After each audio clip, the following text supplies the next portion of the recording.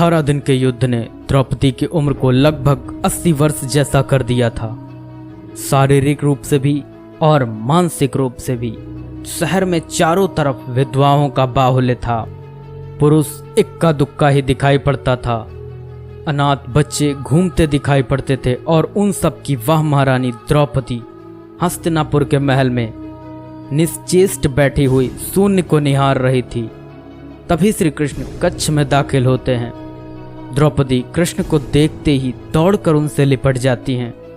कृष्ण द्रौपदी के सिर को सहलाते रहते हैं और रोने देते हैं। थोड़ी देर में कृष्ण द्रौपदी को खुद से अलग करके समीप के पलंग पर बैठा देते हैं। द्रौपदी ने कहा, यह क्या हो गया सखा, ऐसा तो मैंने नहीं सोचा था।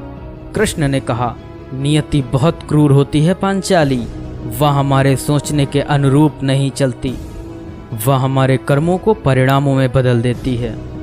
द्रौपदी, कभी भी युद्ध किसी समस्या का समाधान नहीं होता, अपितु युद्ध स्वयं ही एक समस्या बन जाता है। तुम प्रतिशोध लेना चाहती थी और तुम सफल हुई द्रौपदी, तुम्हारा प्रतिशोध पूर्ण हुआ। सिर्फ दुर्योधन और दुशासन ही नहीं, अपितु सारे कौरव समाप्त हो गए। तुम्हें तो प्रसन्न होना चाहिए।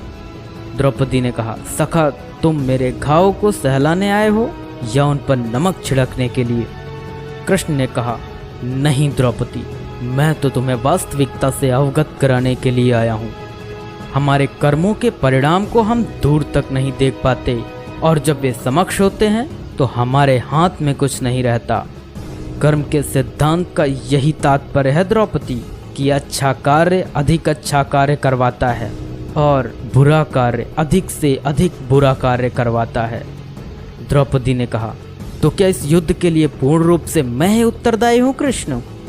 कृष्ण ने कहा, नहीं द्रौपदी, तुम स्वयं को इतना महत्वपूर्ण मत समझो, लेकिन तुम अपने कर्मों में थोड़ी सी दूरदर्शिता रखती तो स्वयं इतना कष्ट कभी नहीं पाती।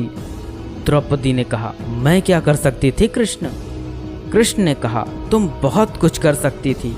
जरा स्मरण करो द्रौपदी, युद्ध के पूर्व जब मैं शांति का प्रस्ताव लेकर हस्तिनापुर जा रहा था, तब तुमने मुझसे कहा था, मैं हवन कुंड से उत्पन्न हुई द्रौपदी हूँ, महाराजा द्रुपद की पुत्री हूँ, महावीर धृष्टद्युम्न की बहन हूँ, 5 महारथियों की पत्नी हूँ और 5 महारथियों की माता हूँ, इसलिए मुझे शांति नहीं के सब युद्ध चाहिए। अगर तुमने उस वक्त इतने कठोर शब्दों का प्रयोग न किया होता तो भी इतना कष्ट नहीं भोगती द्रौपदी। जब तुम्हारा स्वयंवर हो रहा था तब तुम कर्ण को अपमानित नहीं करती और उसे प्रतियोगिता में भाग लेने का एक अवसर देती, तो भरी सभा में कर्ण तुम्हें वैश्या नहीं कहता तो शायद परिणाम कुछ और होते। इसके बाद जब कुंती ने तुम्हें 5 पतियों की पत्नी बनने का आदेश दिया, तब तुम उसे स्वीकार नहीं करती तो भी परिणाम कुछ और होते। और उसके बाद तुम अपने महल में दुर्योधन को अपमानित करते हुए यह न कहती कि अंधों के पुत्र अंधे होते हैं, तो उस अपमान के बदले में दुर्योधन तुम्हारा चीर हरण नहीं करता, तब भी शायद परिस्थितियां कुछ और होती। हमारे शब्द भी हमारे कर्म होते हैं द्रौपदी, और हमें अपने हर शब्द को बोलने से पहले तोलना बहुत जरूरी होता है, अन्यथा उसके दुष्परिणाम सिर्फ स्वयं को ही नहीं, अपने पूरे परिवेश को दुखी करते रहते हैं। संसार में केवल मनुष्य ही एकमात्र ऐसा प्राणी है जिसका जहर उसके दांतों में नहीं, शब्दों में है। इसलिए शब्दों का प्रयोग सोच समझ कर करना चाहिए। ऐसे शब्द का प्रयोग कीजिए जिससे किसी की भावना को ठेस ना पहुंचे।